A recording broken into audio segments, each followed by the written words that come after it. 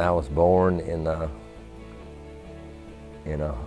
a home that was supposedly led by God, but it wasn't presented right. The love of God wasn't presented right in that home. So I turned my back on God when I left home. I was 18 years old, and instead of falling on God, I chose to fall on alcohol. And I was a single parent with 3 kids, and I struggled. I wasn't able to give them what I wanted to and what have you, and it was hard on me. I blame God for all that.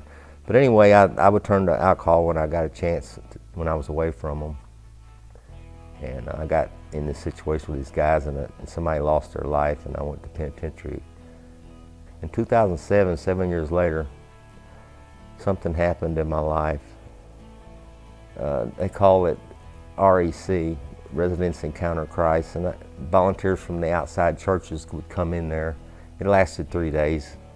But anyway, God went into me and started working with me through that program. And before it was over, I was hitting the altar, and love come over me, and I don't know, God started sinking into me, and I got up and gave a testimony to these prisoners.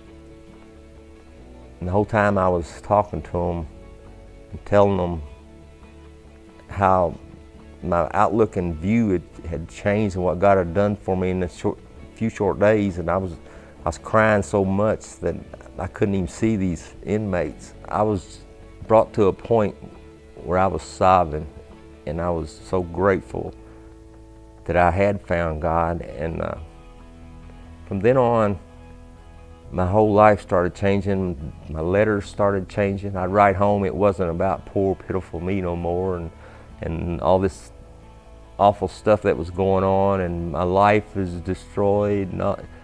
From then on, I would write home and ask my family, well, how are you? You know, my concerns were different. And everything about me changed. My whole thought pattern changed to where I wasn't self-centered anymore.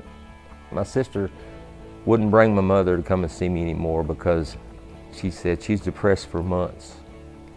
So I'm not bringing her to see you anymore. I was praying, and I wish I could see my mother again, but I never would ask them to bring her. One day, there she was, you know, and she was crying, and I said, Mom, you know, why are you crying? Everything's just fine, you know, everything's fine. And when she left, you know, I looked down at her, and she's a little woman, and I said, I love you, Mom. And she said, Stevie, I came to build you up, and you built me up. That's just the way things, that's just a small example of how things changed for me. Mural Project come open in the chapel. I started working in the chapel. I stayed out of the nonsense and the foolishness and stayed off the yard as much as I could. And so I got involved in the chapel program doing a mural, and doors started opening up for me. And next thing you know, I'm transferring other places, and God took my art to another level. Started doing big art pieces and murals, 20 foot wide, and just all accelerated for me. And through the years, He got me ready for my release, and now I'm a muralist doing what I love to do. Keep God close and trust in His promises, and just go forward. If you bring God with you, don't leave Him in the prison. He can go, you know, bring Him with you, keep Him in your life. That's the most important thing in a person's life, is their relationship with God. I guess it comes down to a simple choice, really. Get busy living, or get busy dying. Well, I was dying. I know what dry bones are. You know, I know what dry bones are. I didn't care if I lived, you know. Life to me just had no value. God's way is the only way to go. And there's rewards, true happiness, true joy. It's like every day is opening up a new gift. I mean, life is just so good. It's a shame to think that I was where I was.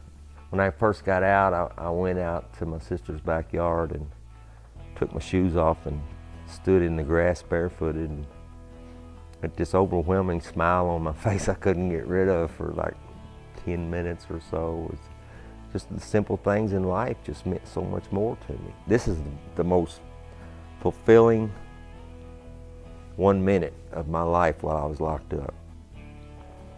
I did a memorial rock mural for the Veterans Club there in the penitentiary. And they invited me to their banquet. And when they got ready to call me up to get my appreciation certificate, the guy that introduced me to the whole banquet said, "Well, this and that's Steve Lane. He's a man of God." I'll tell you what, when he said, introduced me as a man of God, that was just overwhelming to me. You know, I started out here, and then I went to Allen, Kentucky, Rio, Indiana, Owensboro, Henderson, Livermore, and Arlington. And I got a project coming up in Madisonville with the YMCA. When I go through a lull, instead of worrying about my next job, all I do is say out loud, "God's a provider." And you know, within a day or two, I get a phone call. And that's happened 2 or 3 times. You know, so I just depend on God in everything. That's just part of me now. God is good. Reveal to me a melody to glorify your name, to glorify your name, forever in company of angels. We will glorify your name, we'll glorify your name, forever. Reveal to me a melody